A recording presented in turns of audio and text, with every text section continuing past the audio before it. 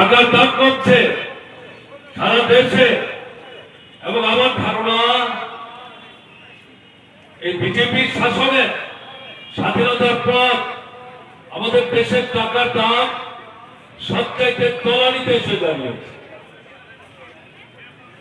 সেই টাকার দাম স্বাভাবিক নিয়মেই ত্রিপুরাতেও কমছে। কাজ নাই।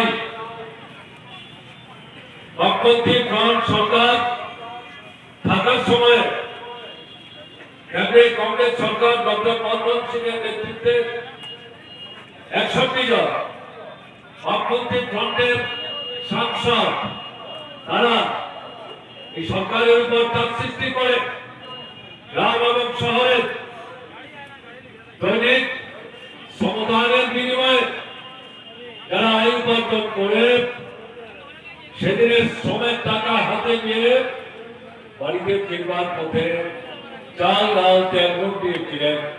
দুবেলা খেতে না পারলেও অন্তত একবেলা খেয়ে করে থাকার চেষ্টা করেন। সেই যে রেগা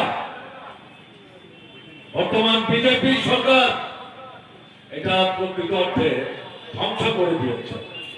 ত্রিপুরাতে গত 7-8 বছর যাবৎ বিজেপির নেতৃত্বাধীন সরকার আসার পর এই ত্রিপুরায় রেগার কাজ সৃষ্টি করার মধ্য দিয়ে বর্তমান সরকার সারা ভারতবর্ষের প্রথম 5টা রাজ্যের মধ্যে নিজের স্থান করে দিতে পেরেছে। 85 থেকে 95 দিন ঘরে কাজ দিতেন, কোনো কোনো সময় কোনো কোনো ব্লকে 100 দিনের বেশি কাজ, বিশেষ করে উপজাতি তপশিলি সংখ্যালঘু জনভুক্ত এলাকাগুলিতে এই দৃষ্টান্ত স্থাপন করেছে। কিন্তু জোটের শাসনে বিজেপির শাসনে সফল হয়েছে। 30-32 দিনের বেশি কাজ ছিল না। মজুরি 3 মাস 4 মাস 5 মাস 6 মাস পর সেই মজুরি যখন ব্যাংক থেকে তুলতে যেতেন, বিজেপির মন্ডলের নেতারা তারা দল বেঁধে সেখানে দাঁড়িয়ে থেকে ব্যাংক থেকে টাকা তুলে যখন শ্রমিকরা ফিরবার চেষ্টা করেন, তাদের উপর থাবা বিস্তার করে জোর করে তাদের কাছ থেকে তাদের শ্রমের টাকা তারা ধার ফসলার চেষ্টা করেছে।